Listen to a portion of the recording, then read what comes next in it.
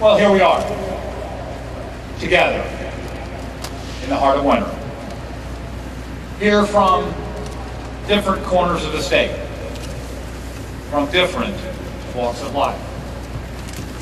But today we stand united, as much as any time in history. United as Americans, united as Missourians, united by the common uncertainty of our future. Not knowing what tomorrow will bring.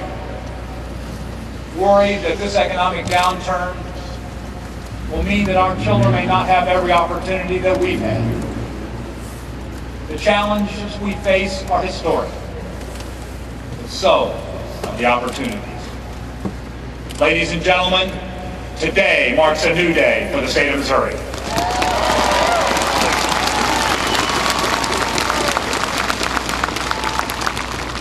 Today we make a fresh start. It's a day on which we separate the shortcomings of yesterday from the hope of tomorrow. Today we stop thinking about what should have been, and we start creating the future we all deserve. Today we turn the page. Together we mark a new day for Missouri. Here in the Show Me State, we have honorable and hardworking people, skilled and talented workers and craftsmen. But too many Missourians can't make ends meet in the job they're in, can't find the job they want, or fear they may lose the job they have. Too many Missourians are working harder and harder, but they are not getting ahead. The current economic downturn has certainly made these problems much, much worse, and immediate action is needed. But in tackling the problems of today, we must not lose sight of the longer-term challenge to boldly move Missouri's economy into the 21st century. The world around us is changing, and it's happening very quickly. The new economy is upon us. The people of this great state have never waited for the future. We've always sought it out. We are a state born from pioneers and innovators. In the 19th century, Daniel Boone and Lewis and Clark helped pave the way for a new state to take its place in a still imperfect union. Their Missouri stories are now legend. And at the start of the 20th century, George Washington Carver, a young man born into slavery, forever changed the agricultural industry of the entire world. We have a history of overcoming adversity with innovation. And just as our forebears inspired a nation by settling a new land west of the Mississippi in the first days of the 19th century, so today Missourians must lead our nation by seizing the new opportunities of the 21st century. Here in Missouri, we will not only compete, we will lead.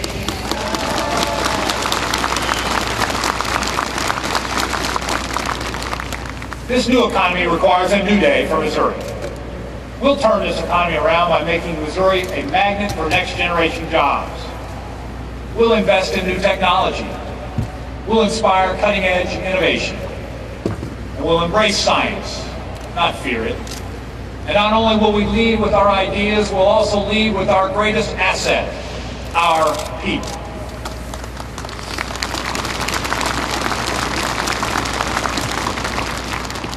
We must prepare our world-class workers with 21st century skills and connect them with the jobs of tomorrow that we will create. The jobs that will lead our nation to energy independence. The jobs that will build fuel-efficient automobiles and energy-efficient homes. The jobs that will develop the life-saving cures of tomorrow. The jobs that will change the way we do business, change the way we travel, and change the way we channel information. All right here in Missouri.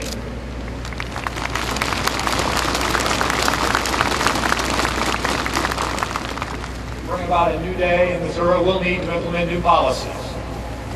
But this new day will not be possible unless there's a new tone right here in Jefferson City.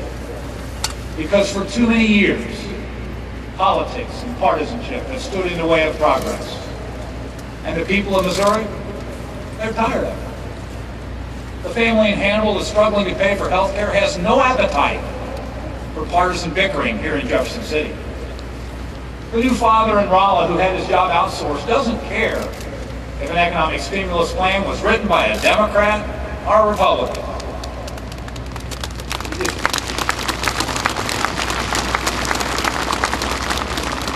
He just wants to make ends meet for his young family. And the small businesswoman struggling to keep the doors open on Main Street doesn't have a lobbyist walking in the halls of the Capitol. The only way we'll meet the needs of Missouri families is by working together, putting our shared principles ahead of our political differences.